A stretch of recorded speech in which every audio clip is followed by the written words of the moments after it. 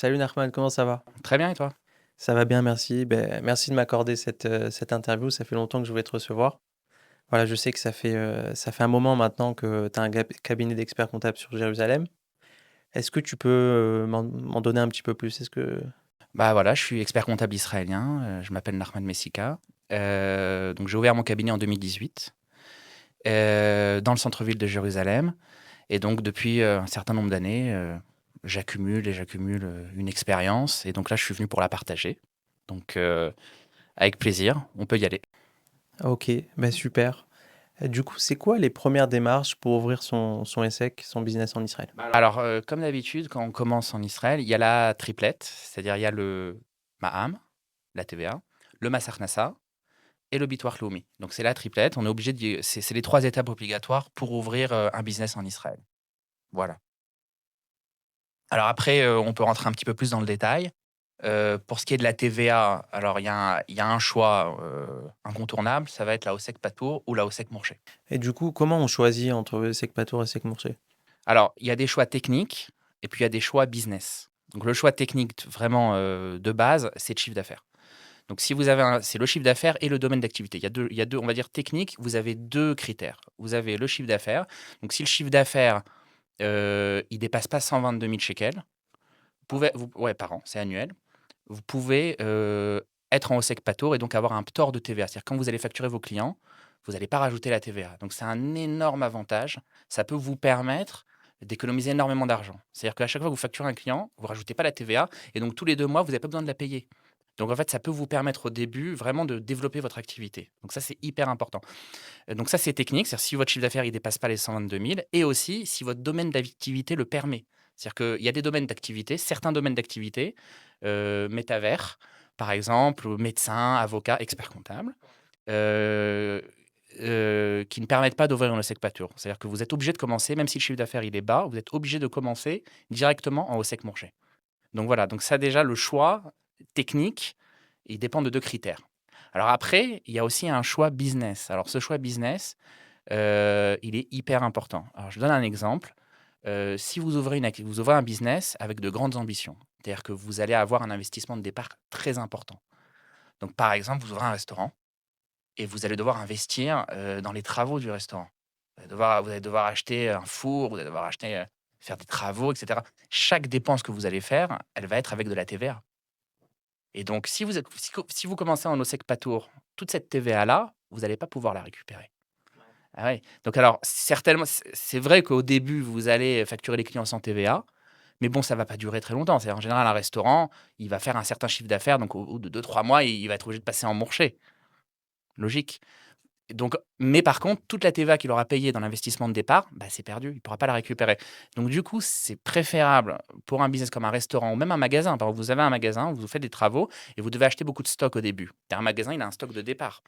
Bah, ce stock-là, ça sera des factures avec TVA. Donc en général, souvent ce genre de business, quand ils ouvrent, ils ont des retours de TVA. C'est-à-dire que vous pouvez avoir des retours de TVA. Si vous ouvrez au SEC-Patour, c'est perdu. Vous n'allez pas avoir ces retours de TVA. Et donc dans ce cas de figure, c'est-à-dire dans ce style de business où il y a un investissement de départ important, vaut mieux commencer directement au sec mourché, ne pas passer par la patour. On va conseiller quand même souvent aux clients de commencer par la patour. Par exemple, ceux qui vont commencer comme ça une petite activité de service, et cetera. On va leur dire: «Allez-y, c'est sûr, allez en patour et puis comme ça jusqu'à 122 000 shekels, tranquille. Vous allez avoir le ptor de TVA, ça va vous faciliter la trésorerie et cetera». Mais pas pour tout le monde. Voilà, pas pour tout le monde. Donc c'est-à-dire qu'il y a les critères, techniques et puis il y a le critère business qui sont à prendre en compte. Ok, d'accord. Et c'est quoi la situation idéale pour un ESSEC justement qui fait des petits revenus? Alors, petit revenu, le but c'est de payer le moins possible. Donc on va dire, il y a les dépenses de Maham, Mas הכנסה, Bitoire Leumi et de compta. C'est toutes ces choses-là qu'il faut prendre en compte. Alors, évidemment, la OSEC Patour, c'est incontournable. C'est-à-dire si vous commencez et que vous voulez dépenser le moins possible, la OSEC Patour, c'est incontournable. Donc, le ptor de Maham, vous le demandez au début, c'est-à-dire vous commencez en tant que OSEC Patour. Patour, c'est Patour de Maham, c'est-à-dire dispensé de TVA. Donc vous commencez comme ça. Vous commencez, en OSEC Patour, c'est incontournable. Il n'y a pas d'impôt en ESSEC Patour? Alors, là, on parlait de la TVA. Alors la TVA, c'est pas le Massarnassa, c'est pas l'impôt. Voilà. C'est vrai qu'il y a beaucoup qui font la confusion, ils pensent que c'est Ossec Patour de tout. Mais en fait, c'est Patour que de la TVA. Il y a que la TVA. Alors maintenant, le Massarnassa, alors de base, le Massarnassa, il faisait aucune différence entre Ossec Patour, Ossec Mourché, la même chose. Pour lui, c'était la même chose, il y avait aucune différence. Et là, on a eu, une réforme l'année dernière de la Ossec Zahir. Alors en fait, cette réforme, en quoi elle consiste? Elle consiste à dire, bah, si vous dépassez pas le plafond, c'est-à-dire si votre chiffre d'affaires il est de 122 000 shekels par an, annuel, automatiquement, on vous déduira 30 de votre chiffre d'affaires en dépenses. C'est-à-dire que si par exemple, vous avez 100 000 shekels de revenus, pardon, vous avez 100 000 shekels de chiffre d'affaires, voilà, automatiquement, il y aura 30 000 shekels déduits en dépenses. C'est-à-dire que vous n'avez pas besoin de ramener de factures, de justificatifs, vous n'avez même pas besoin de garder en fait vos factures, hein, d'essence, de voiture, de la maison, rien. Vous avez automatiquement 30. Et ça, c'est extrêmement intéressant. C'est-à-dire que votre profit, il va automatiquement, c'est-à-dire de 100 000 shekels de chiffre d'affaires, ça va descendre à un profit de 70 000 shekels. Et donc, avec un profit de 70 000 shekels, non seulement bah, vous allez payer moins de Massarnassa, et puis surtout, bah, le Bitoire Lomi aussi. Parce que le Bitoire Lomi, qu'est-ce qui se passe tous les ans? Le Bitoire Lomi, il reçoit en fait du Massarnassa la déclaration d'impôt que vous avez présentée. Et donc, en fait, le Bitoire Lomi, il va recevoir 70 000 shekels de profit. Et donc, il va vous facturer le Bitoire Lomi, c'est-à-dire il va vous facturer en gros ce qu'il faut payer sur ces 70 000 shekels. C'est-à-dire qu'après la déduction des 30. Donc, si vous avez un petit business, c'est parfait. C'est-à-dire vous faites le combo Osek Patour, Osek Zahir, c'est top. Alors maintenant, il y a un troisième truc, pas tout le monde connaît, c'est le Bitoire Lomi. Alors dans le Bitoire Lomi, il y a aussi un truc, il y a aussi une petite technique qui peut vous permettre de ne pas payer.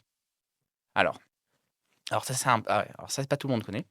Donc, en fait, dans le Bitoire Lomi, bon, déjà, on va commencer simple. Bitoire Lomi, quand vous avez une ESSEC, jusqu'à 7 700 shekels par mois, vous devez payer pratiquement 8% de Bitoire Lomi. Passez ce seuil, c'est-à-dire vous passez les 7 000 mensuels de profit, vous passez à 18%. Donc, il y a une grosse différence entre la première et la deuxième tranche au Bitoire Lomi. Maintenant, qu'est-ce qui se passe? Il y a une possibilité, quand vous ouvrez votre ESSEC, de demander un ptor, une dispense du Bitoire Lomi. Alors c'est assez étonnant et ce ptor-là, il est, un petit peu difficile à comprendre, mais on peut l'obtenir. Alors c'est dans quelles conditions? C'est évidemment si votre profit, mensuel est bas. C'est-à-dire que si vous avez un profit mensuel inférieur à environ 3 300 shekels, le profit, hein, je ne parle pas du chiffre d'affaires. C'est-à-dire que, si votre chiffre d'affaires, il est à peu près autour de 5 600 shekels, vous enlevez les 30 de la Ossec Zahir, vous tombez à peu près en dessous des 3 300 et donc là, vous allez être éligible au ptor du Bitoire Lomi. Donc c'est-à-dire que si vous ouvrez une ESSEC et vous pensez qu'au début, vous allez faire entre à peu près 5 000 shekels, vous pouvez faire la demande. Vous pouvez rentrer. Deuxième condition, donc déjà le profit bas, il faut avoir un profit dans votre activité qui soit bas, mensuel. Et deuxième condition, le nombre d'heures travaillées. Alors ça, c'est une déclaration qu'on fait au moment de l'ouverture. Il faut en fait déclarer comme quoi on travaille moins de 11 heures par semaine. Donc à partir du moment où on déclare qu'on travaille moins de 11 heures et qu'on a un profit mensuel qui est bas, alors là, on vous dit, bah, c'est simple, vous êtes un Atzmaï Loné Lagdara. Qu'est-ce que c'est un Atzmaï Loné Lagdara? C'est en fait un indépendant qui répond pas aux critères. Alors qu'est-ce que ça veut dire? En fait, ils considèrent que vous n'êtes même pas indépendant. C'est-à-dire que vous êtes un indépendant, mais qui gagne tellement peu pour eux, c'est tellement bas. Du coup, on va même pas vous faire, on va pas en gros vous calculer des frais, enfin, on va pas vous demander de payer du Bitoire Lomi. Parce qu'en fait, vous avez un profit bas et vous travaillez très peu d'heures. Mais il y a un problème. Alors en Israël, qu'est-ce qui se passe? Heu, Quand quelqu'un ne travaille pas, il paye du Bitoire Lomi. Il paye à peu près autour de 300 shekels, 266 shekels, autour de 300 shekels de Bitoire Lomi. C'est-à-dire quand vous ne travaillez pas, bah, pour vous pousser à aller bosser, ici, on vous fait payer. Voilà.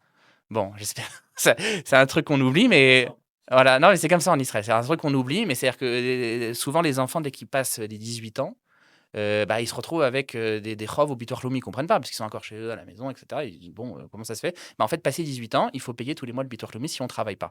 Si on commence à travailler en tant que salarié, bah, le Bitoire Lomi, il est payé par l'employeur. C'est-à-dire c'est payé à la source. Donc ça, on a cette information. Maintenant, si jamais votre seule activité, c'est votre ESSEC et vous allez voir le Bitoire Lomi, vous leur dites: «Écoutez, moi, j'ai une ESSEC, mais je gagne pas beaucoup, je travaille très peu d'heures, donc je veux rien payer moi, hein». que ils vont dire: «Pas de souci, tu payeras rien sur ta ESSEC». Mais c'est quoi la conséquence? C'est qu'on va vous considérer comme quelqu'un qui travaille pas. Donc en fait eh bah, oui, donc en fait, on dit: «Mais attends, tu travailles pas et donc tu vas nous payer 300 shekels par mois» et donc résultat bah, ouais et donc résultat, qu'est-ce qui va se passer? Des fois, ça vaut plus le coup de dire: «Ah bah, je travaille 20 heures finalement, hein, je travaille pas que moins de 11 heures, je travaille oui 20 heures. Alors oui, je gagne pas beaucoup, mais je travaille beaucoup». C'est-à-dire je gagne le profit est bas, mais je travaille beaucoup d'heures. Comme ça, en fait, ils vont calculer votre bitoire Leumi par rapport à ce que vous gagnez et ça arrive, il y a beaucoup de cas, j'ai rencontré beaucoup de cas comme ça, où en fait, le butoir Lumi, il sort moins cher que si en fait vous demandez le ptor.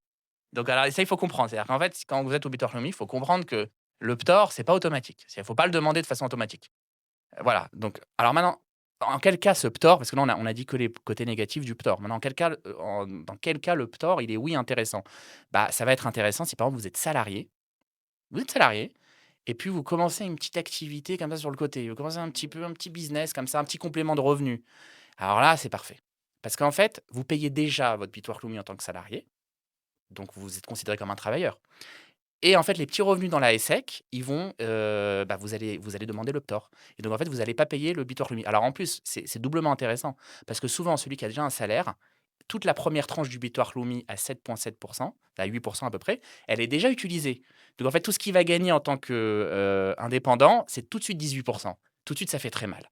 Donc là, le ptor du Bitoire Lumi, il est ultra intéressant. Là, faut le demander. Voilà. Alors il y a un autre cas un peu moins courant, ça va être le cas de Akarat Bait, de femme au foyer. Alors une femme au foyer, elle est dispensée de payer du Bitoire Lumi. C'est-à-dire qu'elle n'a pas un statut de non-travailleur puisqu'elle est Akarat Bait, elle est femme au foyer. Et donc une femme au foyer aussi, ça peut arriver souvent, qui ouvre un petit mishparton, un petit truc à la maison comme ça, bah, elle peut aussi demander éventuellement le ptor. Parce qu'en fait, même si elle ouvre une ESSEC et qu'elle dit: «Voilà, dans ma ESSEC, je gagne très peu, je travaille très peu d'heures», ils vont dire: «Très bien, alors ta ESSEC, elle rentre pas dans les critères, donc on va pas te calculer de demi-bitoire dessus». Et en même temps, on peut pas lui dire: «Ah mais donc tu travailles pas, on va te faire payer 300». On peut pas lui dire ça parce qu'elle est femme au foyer. Donc comme elle est femme au foyer, du coup, elle paye rien du tout. Donc voilà, situation idéale pour résumer, Osek Pato, au Maham, au Massar Nassa, Osek Zahir pour avoir les 30 et au Bitoire Loumi, vérifier. Donc là, il faut un expert. C'est-à-dire là, tout seul, vous n'allez pas pouvoir forcément le calculer. Il faut avoir en tête toutes les possibilités. C'est en fait, il faut en fait faire des simulations. Il faut savoir, voilà, parce que c'est-à-dire le ptor du Bitoire Loumi, voilà, je vous l'ai expliqué, c'est un peu long, c'est un peu technique, mais il faut le comprendre. Il faut savoir en fait quelles sont ses conséquences. C'est-à-dire quelle est la conséquence de demander le ptor. Et donc là, un expert va pouvoir vous aider et vous dire, voilà, là, ça vaut le coup, là, ça vaut pas trop le coup. Voilà. OK, d'accord. Alors tu nous as parlé de Osek Zahir, tu nous as parlé de Osek, Patour, Osek Manché. Est-ce que tu peux nous parler de Chevrat Bam?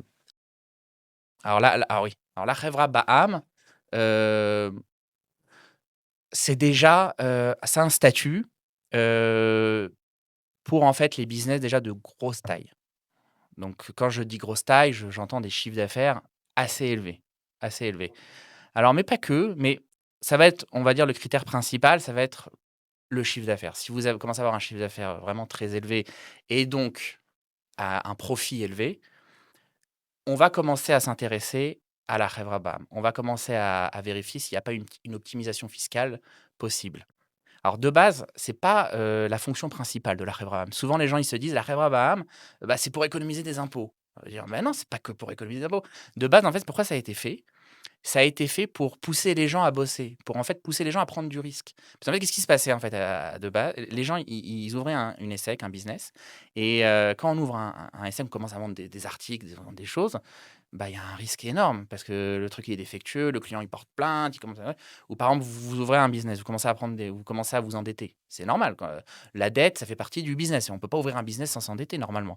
À moins d'avoir des fonds propres très élevés, en général, ça fait partie du business, les prêts font partie du business. Bah, les gens, en fait, ils s'endettaient à titre personnel. Les gens, ils vendaient des produits, ils vendaient des choses. Tout ça, c'était à titre personnel. Donc, c'est-à-dire le moindre problème, on se retourne contre la personne. C'est-à-dire qu'en fait, la personne elle-même, elle était en fait toujours exposée à des procès, exposée aux dettes. Heu, donc il y avait un côté un peu, c'est-à-dire les gens, ils disent: «Bon OK, j'aime bien le business, c'est bien, mais ça me fait un peu peur quand même. J'ai vu dans ma famille un tel ou des amis, c'est mal fini pour eux». Donc les gens, ils ont peur de faire du business et donc du coup, après l'économie, elle se développe pas assez et donc du coup, qu'est-ce qui va se passer? Bah, il y aura pas de création d'emplois et du coup, bah, il y aura pas de croissance, enfin, il y aura un cercle pernicieux à ce moment-là. Donc en fait, qu'est-ce qu'ils ont pensé? Donc je crois que ça a été inventé si je me rappelle bien, ça a été inventé en Angleterre. Ils ont, inventé cette société à c le ce qu'on appelle la société anonyme, c'est-à-dire la société à responsabilité limitée. Donc en hébreu, c'est Chevra Be'iravon Mugbal, Chevra Ba'am, LTD, et donc en fait, ça a permis aux gens d'entreprendre, mais avec un statut juridique qui les couvrait. C'est-à-dire qu'en fait, quand vous ouvrez une Chevra Ba'am, une société, il y a un écran entre la société et vous. Il y a un écran qui vous protège. Ça vous protège au niveau des procès, au niveau des dettes, au niveau de plein de choses. Et donc, en fait, cet écran-là, entre la société et vous, va vous, normalement, vous encourager à plus investir, à plus prendre de risques. Vous allez prendre plus de risques avec une société Baham qu'avec une simple OSEC Morché. Donc ça, déjà, ça c'est, si vous voulez, il faut comprendre pourquoi la Chevra Baham, elle a été inventée. C'est d'abord pour ça.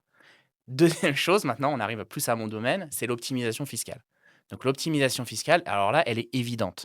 C'est-à-dire que le Mas-Ravarot, il est à 23. Voilà, voilà, on commence par là. Mas-Ravarot, c'est 23. Au sec Mourché, quand vous allez gagner de l'argent, tout ce que vous gagnez, ça rentre dans les tranches d'impôt, dans les madrigotes masse. Donc les madrigotes masse, ça va jusqu'à 47 et on vous rajoute 3 de masse ISF. C'est-à-dire que vous pouvez monter à 50. Et c'est pas tout, il n'y a pas que 50 à payer, il y a aussi les 18 du butoir Leumi. C'est-à-dire qu'en fait, au sec Mourché, vous pouvez arriver très rapidement dans un cas où plus de la moitié de vos revenus ils partent en prélèvement. Voilà. Et donc là, en général, quand vous commencez à arriver dans ce genre de situation, là, il faut discuter, il faut contacter son expert comptable, il faut lui dire: «Bon, je paye quand même un petit peu trop d'impôts, il y a pas moyen de faire baisser?» Et donc là, normalement, l'expert comptable, il dit: «Ah oui, effectivement, tu payes beaucoup, tu entendu parler de la Chèvre BAM?» Et donc à ce moment-là, on introduit le sujet de la Chèvre BAM. On lui dit: «Bah, la Chèvre BAM, là, dans ton cas, c'est parfait». Alors pourquoi? Parce que alors la Chèvre BAM, donc déjà, on parle des 23. C'est-à-dire que tant que vous allez laisser l'argent dans votre Chèvre, et ben, vous allez payer simplement 23 d'impôts. C'est-à-dire tant que l'argent reste dans le compte de la Chevra, vous n'allez pas le retirer vers votre compte personnel, payez 23 d'impôts.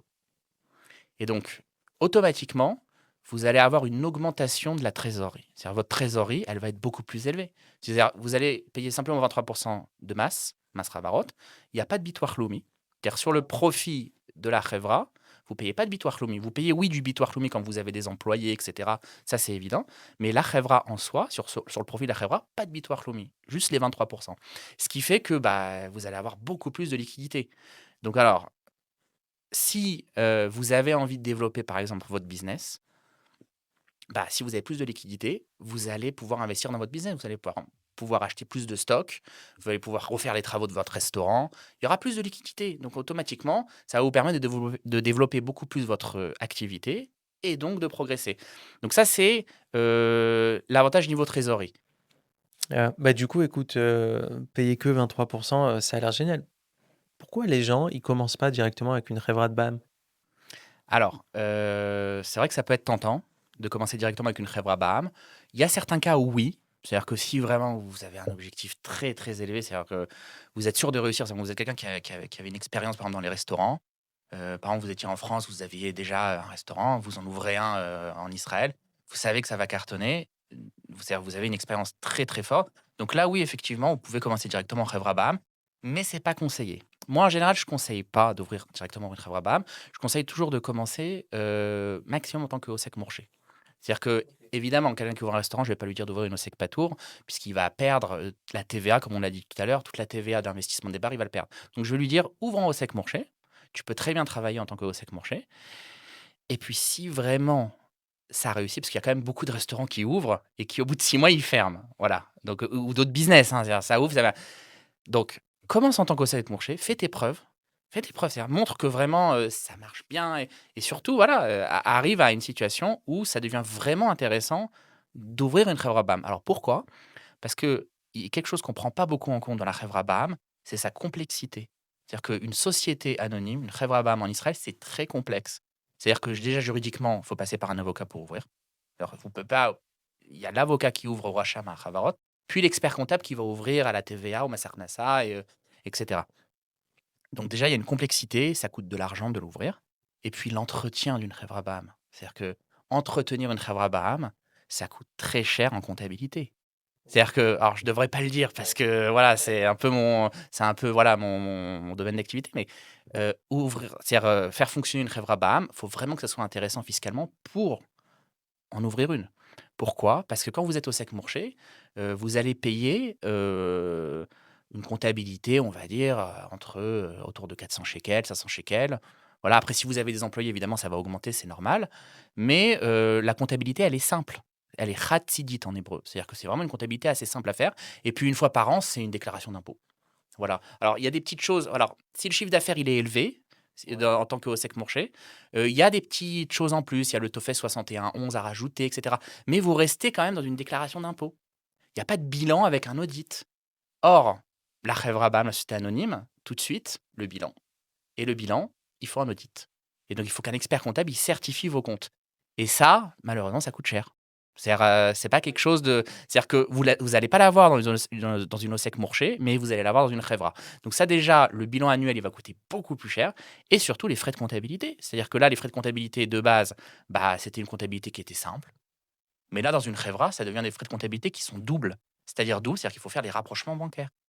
Et donc, c'est-à-dire qu'il faut en gros prendre tout le relevé de banque et justifier chaque entrée, chaque sortie. C'est du travail. Donc, ça coûte plus cher. Voilà, donc c'est-à-dire que effectivement, il y a une optimisation fiscale importante, mais d'un autre côté, ça coûte très cher à entretenir. Donc, il faut prendre en compte. Donc, il y a ça. Et puis, il y a aussi un autre cas. Alors, on va peut-être en parler après par rapport au. On en parlera après par rapport à ceux qui passent de Osek Mourché à quel moment il faut faire le Mahavar entre Osek Mourché. Alors, pose-moi la question et puis. Je vais te poser la question. Quel moment du sec Mourché à la Chevra? Alors voilà, donc si déjà moi je conseille souvent, c'est vraiment très rare de conseiller à une personne d'ouvrir directement une Chevra. C'est vraiment très, il y a certains cas, mais c'est rare. En général, commencez un Osek Mourché. Commencez au sec Mourché et après on voit. Et déjà, on va dire, dès que celui qui possède l'activité, heu, commence à sentir que les prélèvements deviennent très, très forts, c'est-à-dire que, comme je l'ai dit tout à l'heure, les prélèvements dans une OSEC Morché, peuvent très rapidement devenir très élevés. Pourquoi? Parce que vous allez payer selon vos tranches d'imposition. C'est-à-dire, vous avez des tranches d'imposition, vous avez des madrigotes masse et plus vous allez gagner et plus vous allez monter dans les tranches.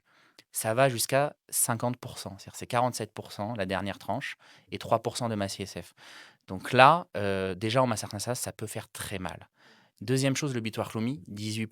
Donc en fait, quand vous arrivez à des niveaux de prélèvement hyper élevés et que vous vous sentez étouffé, alors là, bon, c'est évident que la Chevra Baham va s'imposer.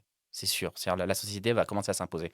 En général, bah, dès qu'un indépendant il commence à payer autour de 30 d'impôts plus 18 de bitoire Lumi, ça commence déjà à être intéressant. On peut déjà commencer à penser à le faire passer en Chevra Baham. Voilà, à peu près pour donner des chiffres. Dès que quelqu'un commence à payer un peu trop d'impôts et trop de bitoire Lumi, Chevra Baham, ça peut être bien. On peut déjà commencer à s'intéresser. Maintenant, ça, c'est le côté fiscal.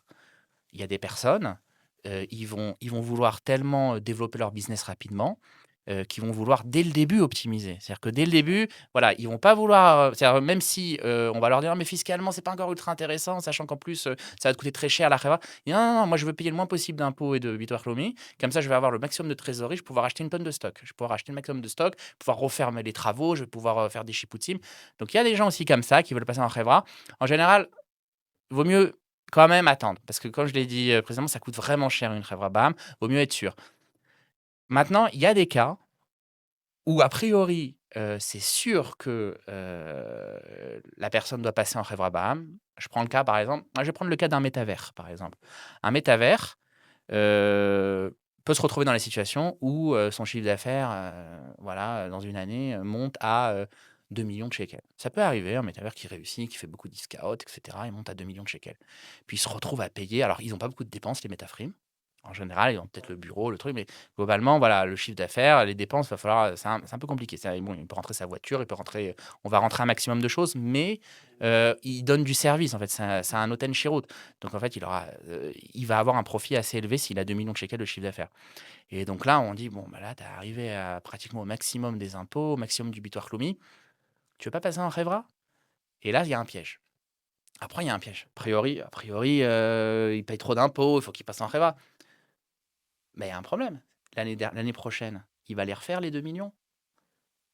C'est une question. Est-ce que bah oui, est-ce qu'il va les refaire les 2 millions? Bah, il a pas un business, il a pas un magasin, tu vois, où tous les mois, il y a, 100-200 000 shekels qui rentrent. Il a pas genre, un business où il y a plein de clients il a un business, avec des fortes variations.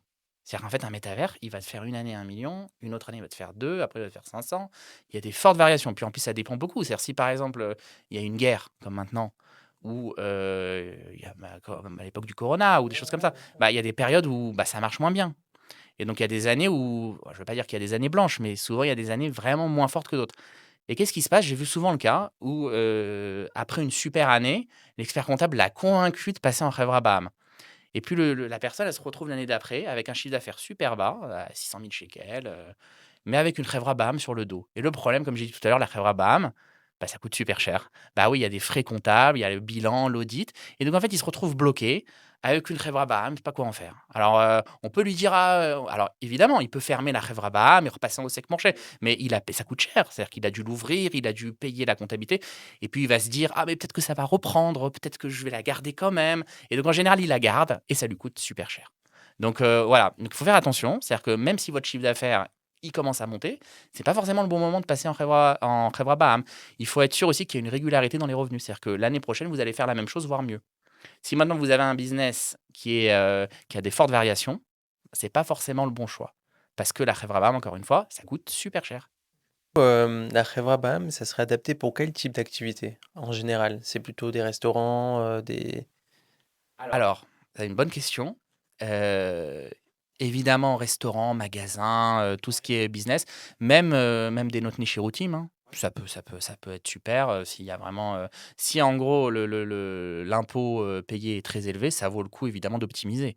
Il y a pas de souci. Maintenant, cette question, elle me fait penser, il y a certaines personnes, alors ça c'est un truc pas très connu encore, c'est certaines personnes, ils étaient salariés et puis leur patron leur a dit: «Bon écoutez, moi je veux t'augmenter, mais je veux plus que tu sois, salarié, je veux que tu passes en indépendant». Donc ça arrive souvent. «Je veux que tu ouvres ta OSEC Mourché et puis tu me donneras des factures». Et donc en fait, cette personne, elle va ouvrir une OSEC Mourché et elle va commencer à facturer son ancien patron. OK, normal, jusque là tout va bien. Jusque là tout va bien. Maintenant, ses revenus augmentent. C'est-à-dire que le patron va commencer à le payer, 30, 40, allez 50, 60. Et puis là, l'idée lumineuse va venir, dans la tête de cet ancien salarié. Il va aller voir son expert comptable, il va lui dire: «J'aimerais bien passer en Revra, puisque comme ça je vais économiser beaucoup d'argent». Bah, c'est logique, si tu es au sec marché, tu veux passer en Revra, tu vas payer moins. Dire, et là, il y a un problème. Il y a un problème, c'est quoi? C'est que, ça va être considéré comme une Revrat arnaque.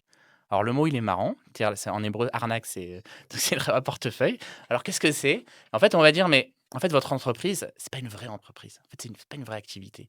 Alors, on parlait des activités, on dit: «Mais qu'est-ce qui est bien? Qu'est-ce qui est mal?» Il y a certaines activités, on peut pas. On va dire: «Mais en fait, ton activité, en fait, tu es un salarié déguisé». Et donc en fait, comment on va le savoir? On va lui dire: «Mais tu as un seul client, qui est ton ancien patron, et tu as pratiquement pas de fournisseurs, ou même si tu en as, bon, bah, en fait, tu un salarié déguisé en indépendant. Et donc, en fait, on va lui dire, si tu passes en Revra, c'est simplement pour optimiser. Et donc, en fait, c'est pas le but de la loi. On va dire, mais non, la loi d'optimisation fiscale, c'est pour permettre aux gens d'investir, de gagner, de développer l'économie, de créer de l'emploi et tout ça. Et là, en fait, qu'est-ce qui se passe? Bah, tu vas rien créer du tout, tu vas juste économiser, t'en mettre, plus dans les poches. Enfin, c'est pas le but de la loi. Et donc en fait, il y a ce statut de Revrat arnaque. Donc bah, il empêche, du coup, voilà, c'est comme ça, l'État se fait pas arnaquer là, sur ce coup-là, tu vois? Donc il empêche, tu vois, à ces indépendants de passer en Revra et d'économiser une tonne d'impôts. Donc Du coup, je pense que tu nous as bien expliqué, à quel moment il faut switcher du OSEC Monché à la Khevra. Mais du coup, est-ce que tu pourrais nous parler plus du changement entre Osek Patour et Osek Manché? Alors en fait, le changement entre Osek Patour et Osek Mourché, il va d'abord être technique. Donc évidemment, si votre chiffre d'affaires, il atteint le plafond, il faut tout de suite contacter, son expert comptable et lui dire: «Voilà, ça atteint le plafond, je peux plus continuer à sortir des cabalotes sans TVA. Là, je suis obligé de sortir des khejboniot masse». C'est quoi le De fait, plafond? c'est 122 000 actuellement. C'est 120 000, ils ont fait une réforme il y a quelques années, ils l'ont fait monter à 120 000 et puis là maintenant, ça s'est actualisé à 122 000. Donc si vous avez commencé en tant qu'OSEC-PATOR et puis vous êtes arrivé au plafond, bah, là automatiquement, techniquement, vous êtes obligé de passer en OSEC-MORCHE. Donc voilà, ça c'est, on va dire, le premier critère pour passer de Patour à Morché. Alors maintenant, il y a un truc important à savoir au moment du Mahavar, du passage entre Patour et Morché. Il y a beaucoup de gens, qui commencent à travailler en tant qu'OSEC-PATOR et qui arrivent à des chiffres d'affaires autour de 100 000, 110 000, 115 000, qui sont à chaque fois proches, mais qui ne le franchissent pas. Voilà. Et qu'est-ce qu'ils constatent? Alors ça arrive souvent, je l'ai rencontré beaucoup. Ils constatent ils sont moins pris au sérieux quand ils sont au sec patour que quand ils sont au sec mourché. Je ne sais pas si tu l'as Oui, constaté, complètement. mais c'est-à-dire que si tu as un client et que tu lui sors une cavala de sec patour, en général, le client, il regarde, il fait: «Bon, celui-là, c'est un petit Pas un joueur. sérieux, ouais. Celui-là, c'est 120 000 par an. Ouais. Bon, c'est un petit rigolo. Donc, il m'a vendu du rêve, mais en fait, c'est un petit rigolo». Donc, alors que s'il voit une Khej Bonite Masse au sec mourché, il se dit: «Bon, celui-là, déjà, il gagne plus que 120 000 a priori, hein». C'est vrai. Enfin, il gagne plus. Donc il y a beaucoup de gens, pour des considérations business, ils commencent en pâteau, ils veulent passer en sec-manché. Ça arrive, il y en a beaucoup, j'en ai rencontré là. Mais le problème, c'est que le passage, il est bloqué. C'est-à-dire que la TVA, tant qu'elle ne voit pas que vous avez franchi, c'est-à-dire quand vous prouvez, bah oui, il faut le connaître. C'est-à-dire tant qu'en fait, on montre pas comme quoi les cabalotes ont atteint le seuil, et ben, ils vont refuser de vous faire passer en sec manché.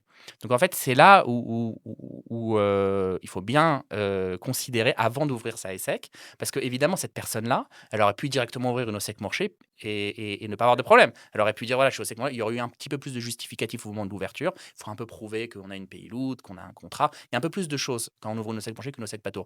Mais en tout cas, vous pouvez commencer directement en OSEC Mourché. C'est tout à fait. Par contre, si vous commencez en OSEC Patour, de passer en OSEC Mourché, il va falloir obligatoirement prouver que vous avez bien utilisé le plafond. C'est-à-dire que vous êtes vraiment arrivé jusqu'aux 122 000. C'est-à-dire que vous avez bien utilisé tout le ptor de Maham et que là, maintenant, vous êtes obligé de passer OSEC Mourché.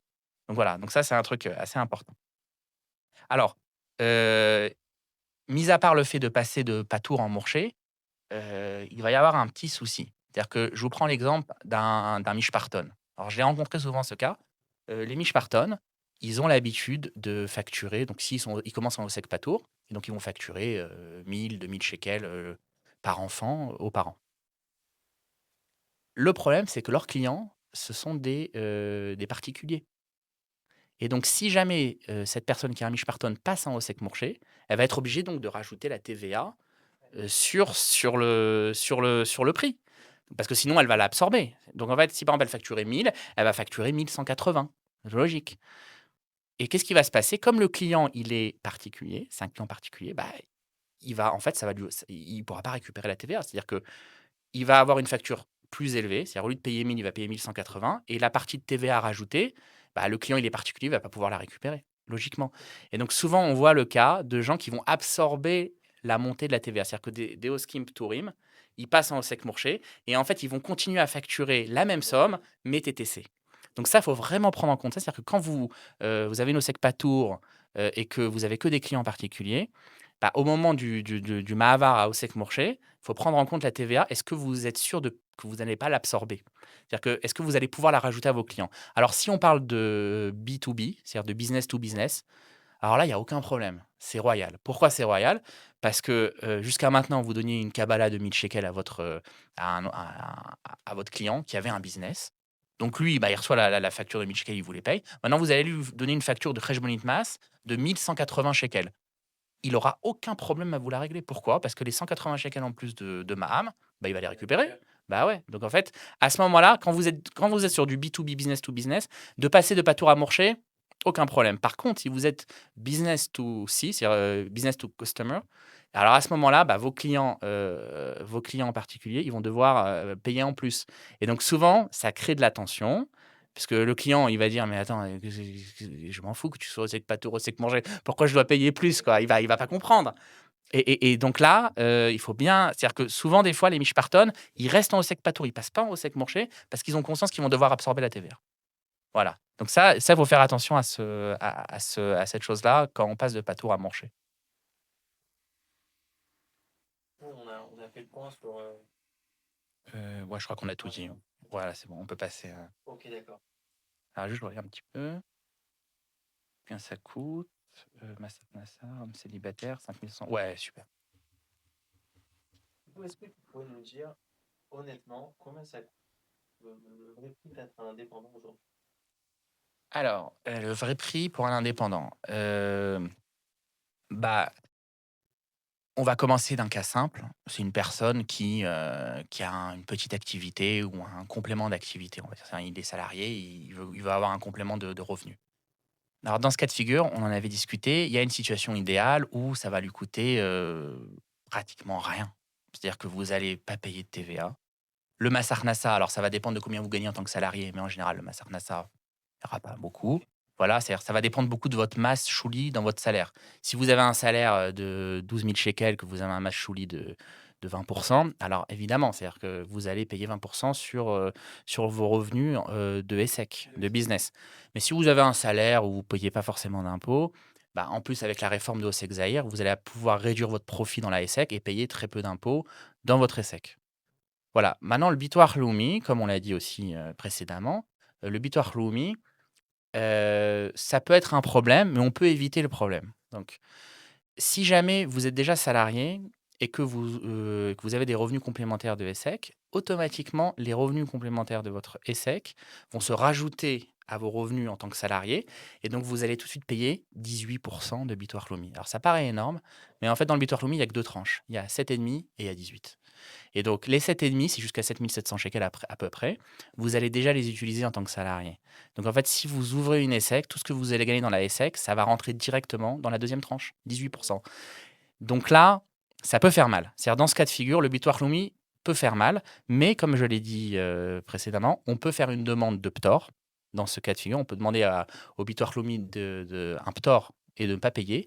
Et donc, à ce moment-là, ça deviendra très intéressant. C'est-à-dire que pas de TVA, pas de bitoire Lomi et peut-être un peu de Massarnassa. Voilà. Alors maintenant, la quatrième chose, c'est la comptabilité. Il faut quand même en parler. Alors la comptabilité, dans une OSEC Patour, elle est normalement extrêmement basse. On ne paye pas beaucoup de frais de comptabilité. Pourquoi? Bah, parce que tous les 2 mois, il n'y a pas de TVA à déclarer. En fait, on ne déclare pas de TVA, on fait très peu. En fait, on fait pratiquement une déclaration d'impôt par an. C'est-à-dire souvent, il y a beaucoup de cas de figure où, en fait, des OSEC Patorim, une fois par an, déclaration d'impôt, c'est tout. Donc en fait, la comptabilité, elle sera vraiment basse normalement. C'est-à-dire quand vous ouvrez une OSEC Patour, il faut s'attendre normalement à une comptabilité qui coûte pas cher, qui soit basse. Et ça va vous permettre de développer. Si par exemple votre business commence à bien prendre et que vous voulez commencer et que vous voyez que ça prend tellement bien que vous avez envie de démissionner, c'est-à-dire de vous concentrer seulement sur votre activité business, alors à ce moment-là, bah, ça va vous permettre de continuer le développement et éventuellement d'investir, puisque voilà, vous avez très peu de frais, très peu de bitoire Clomi, très peu de Maham, même très peu de compta. Donc le fait d'avoir très peu de frais, ça vous permet d'investir, de vous développer et éventuellement, après, de voir plus haut, de viser plus haut, de passer à Mourcher, de passer à Khevra, etc. Ça va être un processus. Mais en tout cas, ce qui est très important, c'est que quand vous commencez un business, euh, d'avoir des coups bas. Voilà, il faut vraiment faire attention, c'est-à-dire il faut vraiment bien vous renseigner, bien choisir votre statut.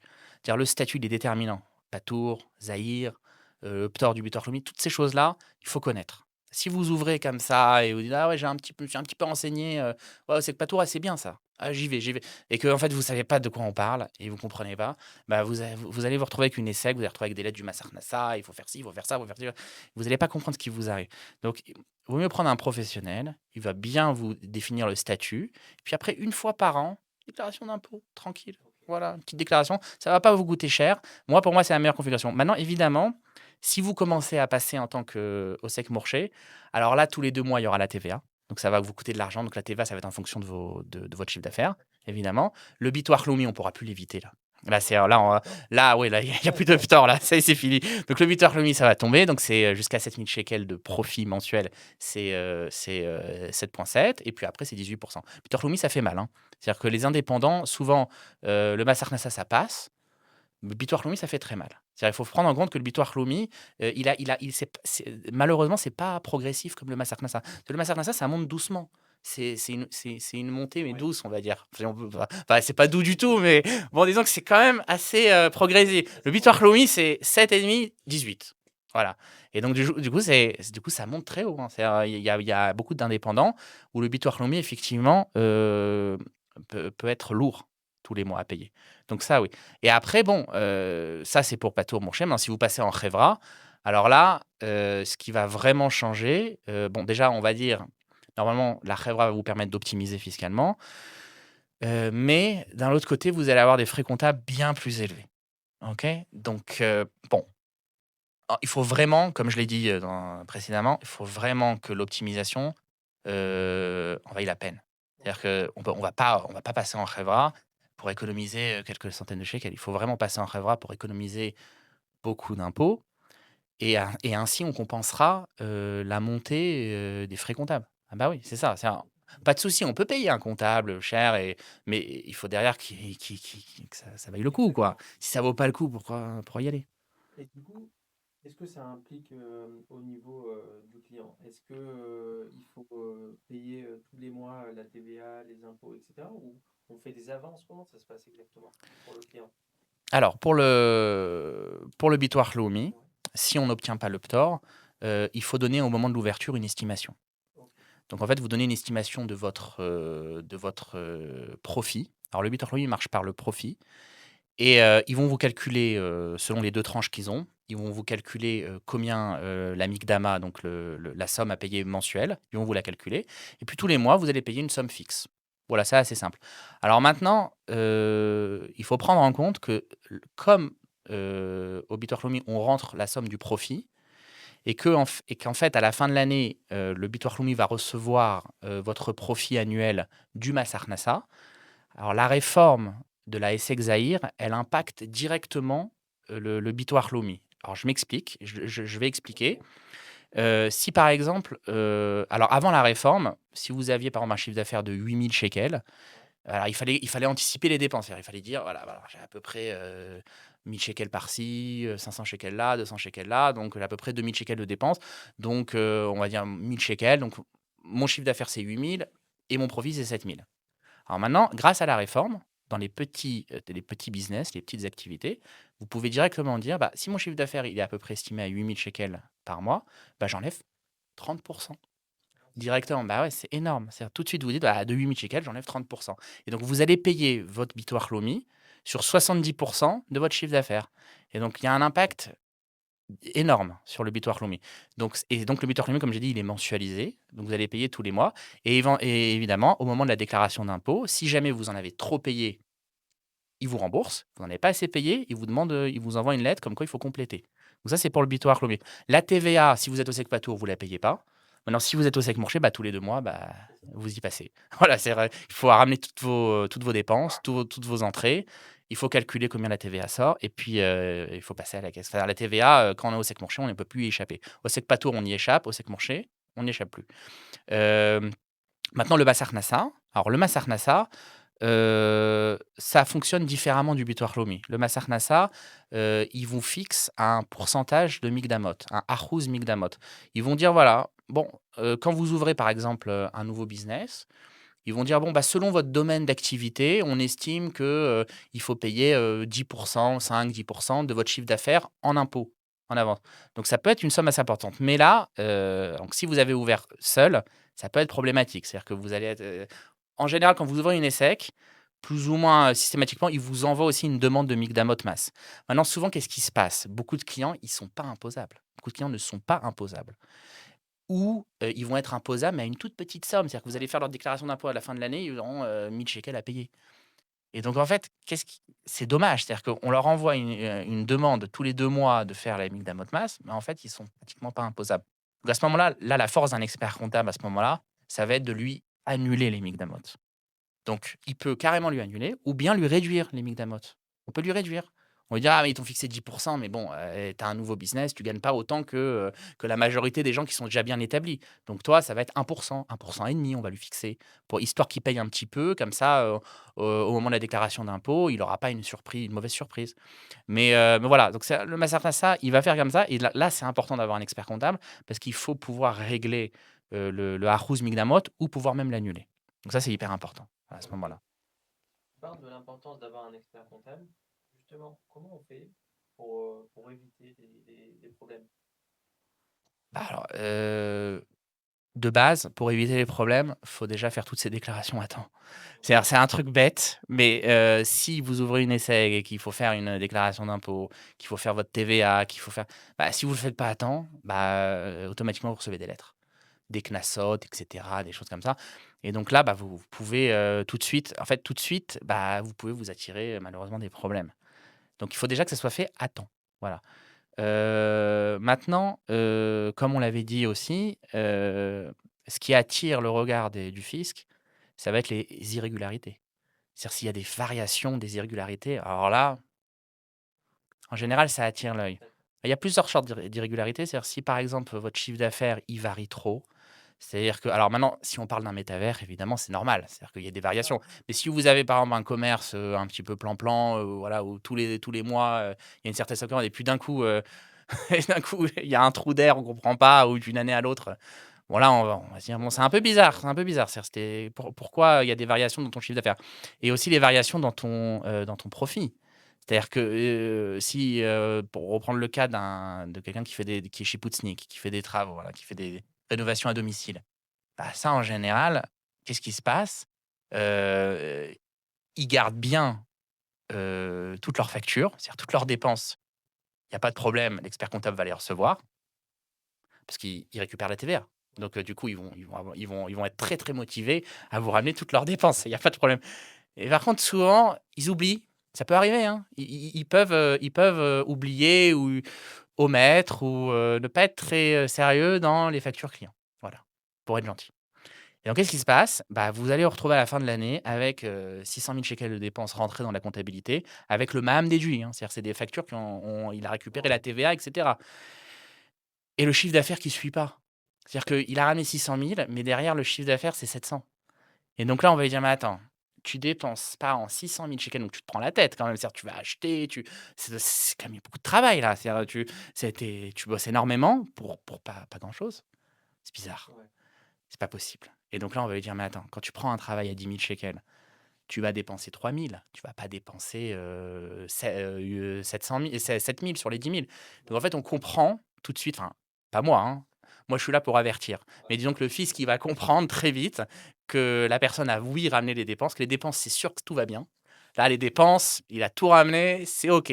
Par contre, les revenus, il manque peut-être qu'un petit truc, il manque peut-être un petit quelque chose. En fait, la rentabilité, il n'y est pas. C'est-à-dire qu'en fait, il va dire: «Mais non, mais c'est pas possible». Donc en fait, ton profit est trop bas par rapport à ton activité, voilà. Donc là, on peut s'attirer des ennuis. Voilà, ça c'est J'ai une question. Est-ce que aussi le fait de mélanger parfois le pro, le perso au niveau des comptes, c'est quelque chose qui peut être problématique au niveau de la compta? alors, c'est problématique, si vous faites votre comptabilité seul. Voilà, alors je m'explique. Il y a des dépenses évidemment, qui sont directement liées à votre activité. Donc ça, ces dépenses-là, évidemment, même s'il y a un ras shalom, un contrôle, on vous fera pas de problème. C'est normal, puis c'est lié, c'est-à-dire vous vendez des chaussures, vous achetez des chaussures, on va pas vous embêter, hein. Maintenant, il y a des dépenses, qui sont mélangées, on appelle ça. C'est méourav. Alors, en quoi mélanger? C'est mélanger un peu pro, perso. La voiture. Vous avez une voiture, qui est, avec un poids inférieur à 3 tonnes et demie. Donc c'est une voiture personnelle, mais vous l'utilisez quand même pour aller au travail. On dit: «Mais attendez, OK, c'est ma voiture personnelle, je vais en vacances avec, mais je l'utilise pour le boulot». Donc logiquement, ça, vous rentrez dans une dépense, grise, où en fait, on ne sait pas si on peut la déduire ou pas. Donc il y a des conditions. C'est-à-dire si un expert s'occupe de votre dossier, il va pouvoir dire: «Mais attendez, la voiture, on va la rentrer, mais on va rajouter dans tes déclarations d'impôts un dor teum hotzaot rechev». Donc ce dor teum, il va détailler, vraiment toutes les dépenses, le kilométrage, enfin plein de détails un peu techniques. Je ne vais pas rentrer dedans parce que bon, on va perdre tout le monde sinon. Mais en gros, le fait en fait d'avoir un expert qui s'occupe de ce genre de dépenses un peu compliquées, ça va vous permettre de ne pas avoir de soucis. Voilà, et vous allez pouvoir en plus déduire, une bonne partie de vos dépenses de voiture. Pareil, par exemple, si vous travaillez depuis la maison. C'est-à-dire, vous avez votre appartement perso, on peut dire: «Mais attendez, c'est un appartement perso, quel rapport avec la mais je travaille depuis mon appartement». Alors, d'après la loi, si vous avez une pièce consacrée au business, c'est-à-dire, bon, vous avez un 3 pièces et dans le 3 pièces, il y a une pièce, c'est pour le business. Alors à ce moment-là, un tiers des dépenses de la maison vont pouvoir être déduites.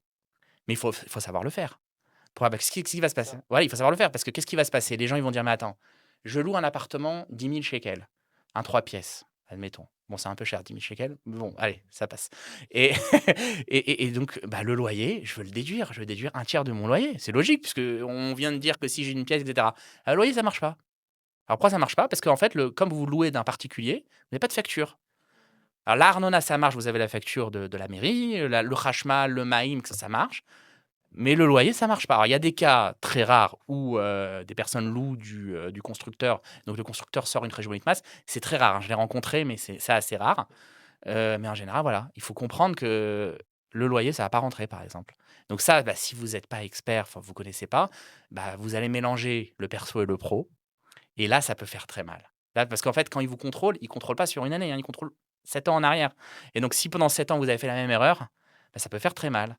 Donc vaut mieux en fait, si vous êtes pas accompagné, faites attention aux dépenses mélangées, où il y a du perso et du pro. Évidemment, une dépense qui est juste perso, bon, il y en a qui les rentrent quand même et en connaissance de bah, ils les rentrent parce que malheureusement, ils bon. Mais c'est-à-dire que ça, évidemment, bah, ça rentre pas, quelque chose qui est perso, perso, ça en va. Maintenant, les dépenses qui sont mélangées, si vous êtes pas accompagné, il faut pas s'y aventurer. Il faut être accompagné. Donc, si je comprends bien, la majorité des problèmes, ça vient surtout d'une négligence. Heu, je pense qu'aussi les gens ouais, une négligence, bon, on va pas dire le contraire. Maintenant, les gens aussi, des fois, ils veulent faire des économies mal placées. Ok. Tu vois, les économies mal placées, comme je viens de dire, c'est-à-dire qu'ils vont se dire: «Ah, attends, mais moi, expert comptable, c'est cher. C'est cher un expert comptable». Donc ils vont se dire: «Bon, OK». Alors bon, évidemment, faut demander, il faut faire des Hatzot Mechir, il faut demander des devis. Mais ils vont se dire: «Ah mais moi je paie rien, je peux faire tout seul». Évidemment, on peut faire tout seul, hein, je dis pas le contraire, vous pouvez ouvrir tout seul votre dossier, vous pouvez faire votre comptabilité tout seul, présenter votre déclaration d'impôt tout seul, tout est faisable tout seul. Mais encore une fois, si vous faites tout seul, et ben, il y aura des choses, compliquées que vous pourrez pas faire. C'est-à-dire qu'il y aura des dépenses, compliquées que vous allez pas pouvoir rentrer dans votre comptabilité. C'est-à-dire que ce que vous allez économiser en compta, vous allez peut-être le perdre en dépenses non déduites ou en mauvaises dépenses déduites qui vous feront des problèmes par la suite. Donc, il y a des mauvaises c'est sûr qu'il y a des mauvaises économies. Ça, il y a pas de doute. Ça arrive de faire des mauvais choix. Et il y a certainement des personnes qui ont commencé à faire sa compta tout seul ou travailler avec des gens, etc. Est-ce que c'est possible de gérer, de reprendre un dossier, de gérer une mauvaise compta? Alors, ça dépend de l'expert comptable Ouais, qui récupère. Bon, évidemment, c'est-à-dire que ça dépend, de l'expert comptable qui va récupérer le dossier ok. et est-ce qu'il va vouloir en fait aller au bout du dossier et vraiment pas vous lâcher? C'est-à-dire que l'expert comptable, heu, quelque part et il donne un service, il doit être à l'écoute du client et puis souvent, bah, il y a beaucoup de cabines d'experts comptables, ils sont, très à cheval sur leur rentabilité. C'est-à-dire qu'ils vont recevoir un client, ils vont dire: «Bon celui-là, ouh là là, c'est compliqué tout ça. Oh là là, si je lui propose si je lui propose ce prix-là, ça me bon». Donc ils vont se dire ils vont préférer ne même pas rentrer dans le dossier parce que ça va être trop compliqué, il y a trop d'erreurs, il y a trop de donc ils vont laisser ça de côté. Normalement, le rôle d'un expert comptable, même si c'est pas rentable, même si, bah, c'est d'aider les gens. Il doit aider les gens. C'est-à-dire l'expert comptable, c'est sa fonction.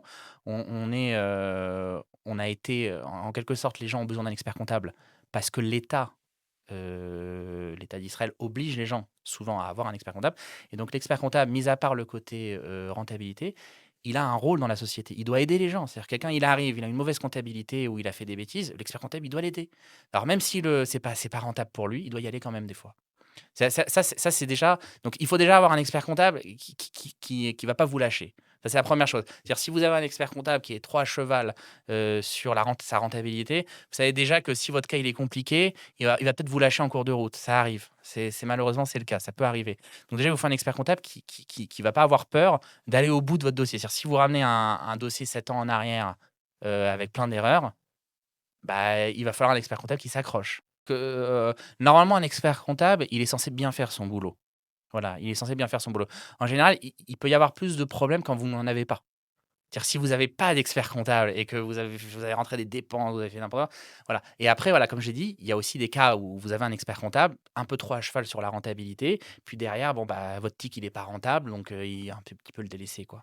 Donc moi, ça m'est arrivé d'ailleurs un cas, assez intéressant d'une personne, qui a eu un contrôle fiscal. Donc le contrôle fiscal, c'est 7 ans en arrière. Voilà, donc 7 ans en arrière, ça fait mal. Et et en réalité, il y avait aucune irrégularité dans son dossier. C'est en fait, son dossier, il était très simple et donc je l'ai regardé, je me dis: «Mais c'est simple, enfin, pourquoi ils le contrôlent?» En fait, ils l'ont contrôlé parce qu'il arrivait à une tranche d'imposition très élevée. Comme il gagnait énormément et qu'en fait, l'ancien expert comptable lui a rentré très peu de dépenses, donc je me suis rendu compte après qu'il manquait beaucoup de dépenses. Ben, du coup, il payait, il arrivait à la dernière tranche d'impôt, il arrivait à 47 plus 3, enfin, il arrivait à 50. Et donc, comme il payait énormément d'impôts, il y a un contrôleur malin qui s'est dit: «Mais je vais le contrôler. Certainement que je vais pouvoir lui enlever une dépense ou 2, et puis chaque dépense que je vais pouvoir lui enlever, que je vais réussir à lui enlever, ça va se transformer en 50 d'impôt». C'est-à-dire que bah oui, directement. Donc il se faisait contrôler 7 ans en arrière, voilà, alors que priori, son expert comptable avait bien fait le boulot. Il m'a contacté, il m'a dit: «Écoute, il y a quelque chose qui va pas, je sens peut-être que tu peux m'aider», c'est un ami, donc il m'a contacté. Il m'a dit: «Vérifie quand même le dossier et cetera». Donc j'ai commencé à regarder. J'ai discuté avec lui, j'étais à l'écoute. Je lui ai dit: «Bon, OK, qu'est-ce que tu as fait? Comment tu as acheté ci? Comment tu as acheté ça?» Puis il m'a expliqué qu'il avait pris des prêts, qu'il s'était endetté et cetera. Puis je regarde dans son dossier et je vois qu'il y a pas de haute rebite de prêts. C'est-à-dire toutes les intérêts qu'il a payés à la banque sont pas du tout, déduites. Et donc je lui ai dit: «Mais c'est pas possible», et je regarde et on parlait de sommes très importantes. Et donc j'ai dit: «Bon, très bien. Écoute, je vais te préparer ton dossier pour le contrôleur». Donc les 7 années en arrière, j'ai repris toute la compta 7 années en arrière. J'ai dit: «Je te prépare ton dossier et je vais te rajouter les dépenses». C'est-à-dire qu'on va aller devant le contrôleur et je vais montrer les documents de la banque. Je lui ai dit: «Je suis désolé, il a oublié, l'ancien expert comptable, de rajouter ça». Qu'est-ce qui s'est passé? Donc le contrôleur, il a été normal. Il a dit: «Bon, bah, très bien, rajoute-moi les dépenses de la banque», puisqu'il les a pas mis. Et donc à la fin, les impôts ont rendu de l'argent à mon client. C'est-à-dire qu'en fait, il a eu un contrôle, le travail avait été mal fait, mais c'est récupérable. C'est-à-dire qu'en fait, tant que les erreurs, c'est de ne pas déduire certaines choses, 7 ans en arrière, vous pourrez les rajouter. C'est-à-dire si vous tombez sur un autre expert comptable, vous lui dites: «Écoute, vérifie-moi en arrière, les 7 années et puis, vérifie s'il a bien tout rentré». Alors à ce moment-là, ça c'est top. C'est-à-dire que l'expert comptable, qui va un petit peu plus, approfondir le dossier, il va pouvoir vous rajouter des dépenses et éventuellement, comme dans le cas que je vous ai décrit, il pourra même récupérer des impôts. Ça bon, c'est assez exceptionnel, c'est rare, c'est quand même rare, hein, c'est pas arrivé souvent, mais ça arrive. C'est-à-dire que vous pouvez sortir d'un contrôle fiscal avec de l'argent des impôts. C'est rare, mais ça peut arriver. Maintenant, le cas inverse, où par exemple un expert, bon, alors ça arrive moins souvent parce que, mais on dire le cas inverse où vous avez rentré dans vos déclarations d'impôts des dépenses, qu'il fallait pas. Vous avez rentré trop de kiboudines, trop de, ou des choses vous avez rentré vous achetez des vêtements, vous les rentrez, enfin des choses, complètement, les restaurants, les choses, vous avez tout rentré dans vos dépenses. Là, c'est plus compliqué. C'est-à-dire si vous avez un contrôle, là, malheureusement, ça va être compliqué. Ça va être beaucoup plus compliqué de vous défendre parce que vous avez déjà déduit, vous avez payé moins d'impôts et vous avez payé moins d'impôts à cause de choses qui n'étaient pas, valides, qui n'étaient pas valables. Et donc là, ça va être un peu plus compliqué à rattraper, je vous l'accorde. Mais en général, ça va arriver plus dans un cas où la personne n'avait pas d'expert comptable, où elle a rentré un peu tout et n'importe quoi. Dans un cas d'un expert, si vous aviez un expert comptable, le pire qui peut vous arriver, c'est que l'expert comptable ait omis certaines dépenses, voilà. Parce qu'en fait, l'expert comptable, il va toujours avoir une approche, sécurité. Il va se dire: «Bon, bah, moi, je rentre que ce qui est sûr». S'il veut pas se prendre la tête, il va se dire: «Moi, je rentre que ce qui est sûr, je commence pas à rentrer dans le détail, essayer de lui gratter». Parce qu'en fait, il va pas être payé plus, quoi, en quelque sorte. C'est là où, en fait, comme je reviens à ce que je disais, c'est-à-dire qu'on a besoin d'un expert comptable, qui donne un service. C'est-à-dire que vraiment un expert comptable qui ne regarde pas que sa rentabilité. C'est-à-dire qu'il faut avoir une relation comme ça, un petit peu ishi, où en fait on voit le bien du client. C'est-à-dire en fait le client, on n'est pas là à regarder, c'est pas un chiffre, c'est pas un client, ah il nous rapporte tant, ça nous dépend en heures, c'est tant d'heures. Ah bah du coup, moi, ce qui m'amène, je rentre, hop, hop, pas plus, hein, je vais pas commencer à lui poser trop de questions. Il faut vraiment discuter avec le client, il faut lui demander, il faut lui dire: «Ah bah attends, comment tu as fait? Comment tu développes? Ah bah attends, mais si tu développes de cette façon, du coup, tu as telle dépense. Ben oui, j'ai telle dépense. Mais tu me les as jamais amenées. Bah amène-les-moi ces dépenses». Et donc voilà, et donc gratter en fait, essayer un petit peu de creuser pour obtenir un maximum d'infos du client. Et donc voilà. Maintenant, il y a beaucoup d'experts comptables, quand vous récupérez des dossiers d'experts comptables, où en fait la comptabilité, elle est bonne, mais elle est ultra simple. C'est-à-dire que vous avez les entrées, les dépenses qui sont directement liées au business, c'est bon et ça s'arrête. Voilà, donc voilà, ça en général, c'est rattrapable, il y a pas de souci. C'est plus facilement rattrapable, que le cas où vous aviez pas d'expert comptable. Moi, je vais te poser des questions, concrètes que je me pose, Ouais, ouais. en tant que, indépendant, entrepreneur et cetera. Comment on fait pour payer moins d'impôts légalement? Bon, déjà le statut, c'est-à-dire qu'il faut que tu au moment où tu ouvres ton dossier, il faut bien choisir son statut. Donc on en a longuement parlé. Si tu commences, en tant que rêveur Abraham, par exemple, bon, bah, là, c'est pas le bon choix. C'est-à-dire que vaut mieux commencer en OSEC Patour, tu vas pas payer de TVA. Après le MAS, tu choisis ESSEC Zahir et puis Bitoire Lomi, éventuellement, si tu es salarié, que c'est un complément de revenu, ton activité, ESSEC, tu peux même demander éventuellement un PTOR. Sous condition évidemment, mais il y a un PTOR possible. Donc voilà, donc déjà le statut, hyper important. Après, bien discuter avec son expert comptable, bien lui détailler, c'est appeler son expert comptable, pas pour lui dire: «Ouais, j'ai tel do» pour lui raconter, pour lui dire: «Voilà, mon activité, elle fonctionne de cette façon, je fais ci, je fais ça». Partager avec son expert comptable, son expérience. Partager son expérience d'activité. Puis l'expert comptable, normalement, il est censé rapidement déduire où vont être les dépenses. Et donc là, vous allez rentrer plus de dépenses et automatiquement payer moins d'impôts. Donc ça va effectivement beaucoup vous aider. Et ouais, un problème aussi qui revient souvent, c'est que, on reçoit pas tout le temps des virements. Parfois, on va recevoir, sur des applications comme, Bitt ou, je sais pas, d'autres applications, des paiements. Qu'est-ce qu'on fait avec ça? On doit les déclarer? On doit pas les déclarer? Alors, c'est simple, c'est-à-dire que, quand vous recevez un virement sur Bitt, Paybox, et cetera, c'est considéré pour le fisc comme un transfert bancaire. Il y a pas une différence. C'est-à-dire qu'en fait, c'est un moyen de paiement comme un autre. Donc, vous pouvez recevoir du liquide, un transfert bancaire, du Bitt, du Paybox et donc en fait et bah, par exemple Bitt, vous avez en fait le relevé de Bitt où vous avez exactement tout ce que vous avez reçu. Ben, il faut sortir une facture qui correspond à ce qui a été reçu sur Bitt. En fait, Bitt, c'est un compte en banque. C'est un compte en banque un peu plus facile à utiliser puisque vous pouvez recevoir facilement et payer facilement, et OK, mais c'est un compte en banque. Donc en fait, vous recevez de l'argent là-bas, il faut le déclarer. Et en plus, c'est pas du liquide, c'est-à-dire ça laisse des traces, un Bitt. Donc c'est-à-dire qu'il faut vraiment faire attention, c'est-à-dire que vous recevez telle date un paiement, il faut sortir la facture à la même date. Faire attention à ce niveau-là, puisque ça laisse des traces. Si j'ai mamie, non, je sais qu'elle est sûre. Alors non. Alors si c'est mamie, il faut bien qu'elle écrive que ça soit que mamie, enfin, Matana Mikarov, parce que c'est pas tour de masse. Voilà, c'est-à-dire que même si par exemple vous êtes entre copains et que vous voulez organiser une petite fête et que voilà, il y en a un qui doit recevoir l'argent de tous les copains et qui après qui va dépenser, ça aussi c'est pas tour d'impôt. Mais il faut bien, écrire, c'est-à-dire quand vos copains voilà, si le copain il va faire une mauvaise blague, il transfère l'argent, il écrit, voilà, pour service rendu, voilà. Alors là, ça c'est pas bon. C'est-à-dire que là, si un contrôleur regarde, il va dire: «Mais non, mais ça c'est un client qui t'a payé».